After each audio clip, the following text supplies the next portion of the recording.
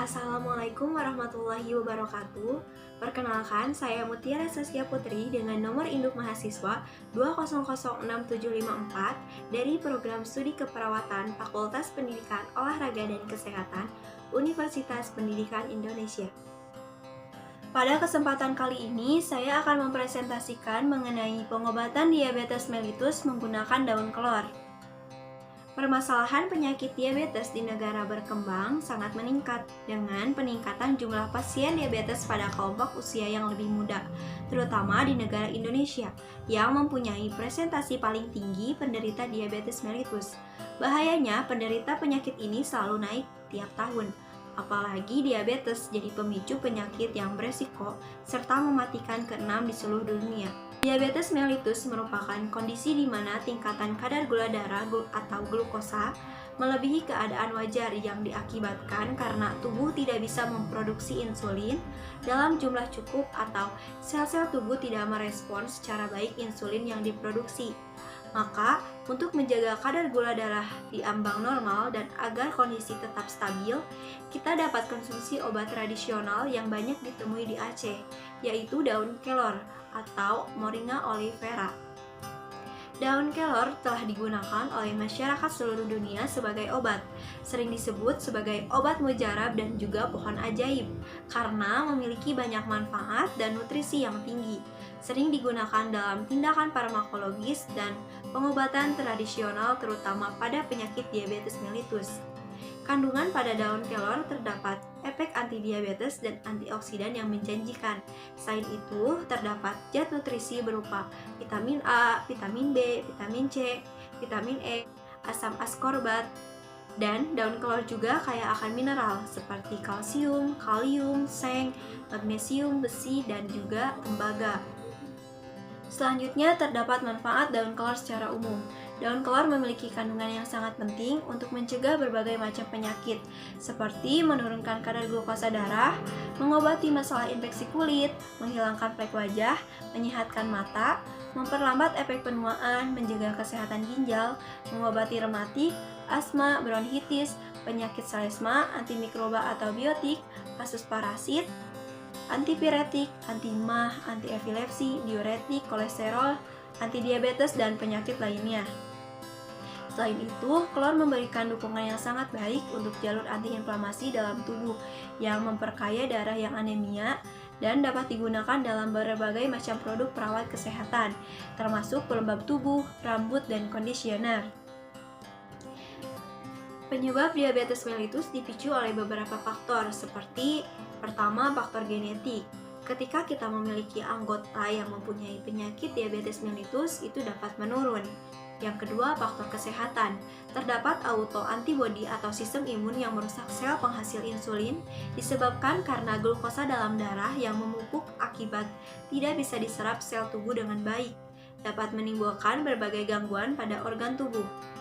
Selain itu, pola makan yang tidak sehat, dan juga mengidap tekanan darah tinggi atau hipertensi itu bisa menyebabkan penyakit diabetes mellitus.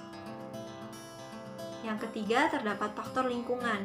Ketika kita berpergian ke daerah yang jauh dari khatulistiwa atau ekuator dan lingkungan yang terdapat banyak virus yang dapat menginfeksi, itu juga dapat menyebabkan penyakit diabetes mellitus.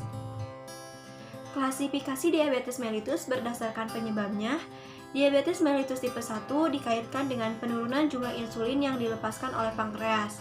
Untuk diabetes tipe 1, penyebabnya berkisar dari kerusakan sel beta, autoimun, hingga kerentanan genetik, infeksi virus, praktik pemberian makanan yang buruk, dan faktor lingkungan. Untuk diabetes mellitus tipe 2 dikaitkan dengan resistensi insulin, insufisiensi insulin, dan kelebihan glukagon. Di sisi lain, diabetes tipe 2 termasuk hipertensi, peningkatan indeks massa tubuh, aktivitas fisik, lipid, darah yang kurang baik, kebiasaan makan, dan genetik. Temuan penelitian. Hasil penelitian membuktikan bahwa dalam pemberian air rebusan daun kelor pada penderita diabetes mellitus selama 4 hari, yakni menunjukkan potensi menurunkan kadar gula dalam darah. Dari hari pertama hingga hari kedua tidak terdapat perubahan dan angkanya masih konsisten.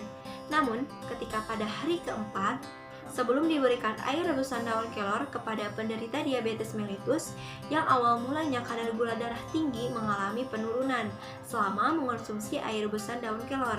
Hal ini menunjukkan bahwa daun kelor sangat efektif dan dalam penurunan kadar gula dalam darah.